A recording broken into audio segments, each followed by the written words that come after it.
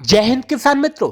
ये आप स्क्रीन पे जो देख रहे हैं लाल फल, ये टमाटर नहीं है, ये है अनार के बागानों से लाया गया ताजा अनार का फल, जिसको कुबेर का खजाना बोला जाता है अनार के बगीचों का। लेकिन इसके पीछे का एक काला सच मैं आपको बता दूं। दूर के ढोल सुहाने लगते हैं, नई बागवानी के चक्कर में किसान जो पड़ जाते हैं वो फिर बाद में पछताते हैं, क्योंकि अनार का बगीचा लगाना कोई जुर्म नहीं है, लेकिन अनार का फल लगा के मेहनत करके कड़ी तपस्या करने के बाद में जो फल मिलता है उसको बेचना एक तरह से जुर्म सा हो गया है।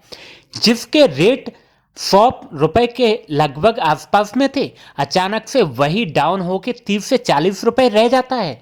ये भाव मैं आपको बता रहा हूँ राजस्थान के जालौर जिले की जीवाना मंडी के भाव, जो कि किसान बड़ी खुशहाल जिंदगी जीने के सपने देख रहे थे। उनको लग रहा था कि 2021 एक नई शुरुआत लेके आएगा, अनार की फसल में से बल्ले बल्ले हो जाएगी, बच्चों को पढ़ा लिखा सकेंगे, बीमा भर सकेंगे, जो भी उनका कर्जा है उसको चुका सकेंगे। लेकिन उनको नहीं पता था कि इतनी दिन रात मेहनत करने के बावजूद भी हमारे कुबेर के खजाने की जो चाबी है वो व्यापारियों मंडी धारियों के हाथ में है, जो कि उनका मजा नहीं चखने देंगे। जी हाँ, ऐसा ही हुआ है। यहाँ पर बगीचों में आने वाले व्यापारी आते थे, वो किसान की इच्छा के अनुसार रेट देके जाते थे। लेकिन 2020 में जीवाना के आसपास भेदाना, पादरू, काखी में खुलने वाली मंडियों ने वो माहौल ही चेंज कर दिया, बदल दिया, जो कि अब बगीचों में कोई भी व्यापारी नहीं जाता है।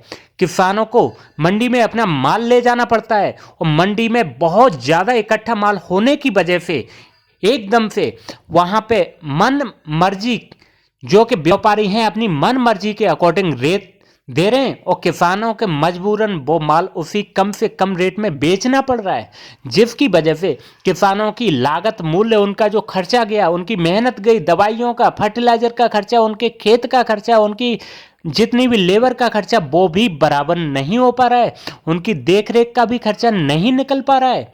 यस, ये ऐसा माहौल बन चुका है जिसकी वजह से किसान बेहद नाराज हैं और बेहद परेशान हैं।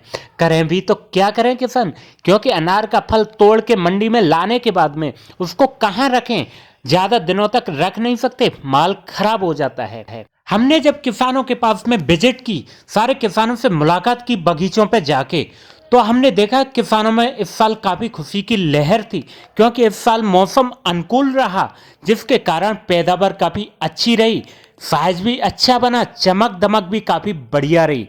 लेकिन उनको ये नहीं पता था कि जो वो खुशी के सपने देख रहे हैं वो खून के आंसू रोना पड़ेगा, उनको रेट नहीं मिलेगा। ये देखिए तैयार माल की पैकिंग भी हो रही है, एकदम माल भी आप देख सकते हैं, चमकदार माल है, बढ़िया साइज है, सारा कुछ एकदम रेडी है। लेकिन बस परेशानी है तो रेट की। रेट किसानों के काफ हाथ में होता तो इस साल किसानों की सच में ही बल्ले बल्ले हो जाती। लेकिन किसान बेचारे करें भी तो करें क्या।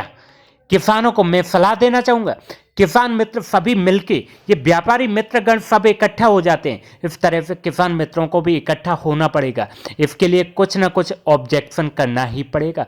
किसान एक समूह बना लें और समूह के हिसाब से, जोड़े के हिसाब से काम करें, एक राजनीति के अकॉर्डिंग काम करें, प्लान के अकॉर्डिंग काम करें, प्लान कर लें कब माल निकालना है, कैसे निकालना है। किसान एक साथ भी माल सारे एरिया के नहीं निकालें, क्योंकि मंडियों में बहुत ज़्यादा माल की आपूर्ति हो जाएगी, आपूर्ति से ज़्यादा माल अगर मंडी में जाएगा तो भी भाव कम हो जाते हैं।